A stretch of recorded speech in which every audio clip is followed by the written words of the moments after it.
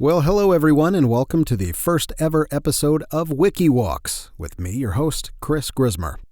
Wiki Walks is a short podcast devoted to some of the more intriguing and, who knew, articles that you can run across in the seemingly unending cavalcade of bizarreness that is Wikipedia. Think Paul Harvey meets Mike Rowe meets podcast opportunist derelict. Of course, take all articles with a grain of salt because, well, Wikipedia.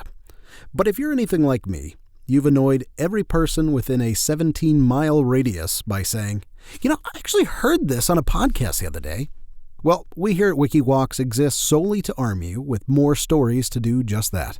Or, kill some time while you're driving to work or mowing the lawn or pretending to listen to a spouse or loved one with a secret AirPod in one of your ears. Normal stuff. And now enough pleasantries. Let's get to today's story. Our story begins in the Arizona desert, or as I accidentally wrote in my script here, the Arizona desert. What is interesting in the Arizona desert, you might ask?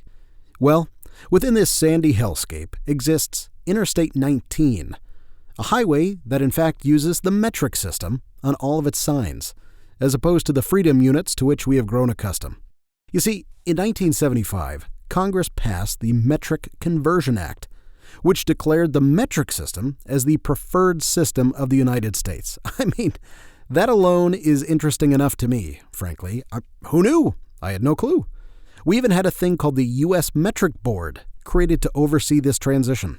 In accordance with this plan, signage on Interstate 19, connecting Tucson, Arizona to Mexico, was changed, and distances were posted in kilometers, and to this day remains as the only highway in the country with distances posted in metric units. Nobody else kept their signs, just Interstate 19. Although, it shouldn't be a surprise that full-scale adoption never occurred, as our Declaration of Independence declared a disdain for all forms of foreign rulers. Unsurprisingly, many a driver has passed through this corridor utterly bamboozled at remaining distances, all the while praising their vehicles for getting 40 rods to the hogshead and that's the way they likes it. Fortunately, for those of us who enjoy the more unusually odd and obscure stories out there, local authorities have preserved this unique piece of Metricana, and it still sits being all weird and foreign-looking to this day. As for the Metric Conversion Act, it survived another 7 years before disappearing, leaving us with only a few metric vestiges in common usage, mostly reserved for length of Olympic dashes, meters, handles of alcohol, milliliters, and how much weight worth of cocaine you might have to sell to keep from getting your legs broken. Kilograms, kilos, or, as I call them, keys.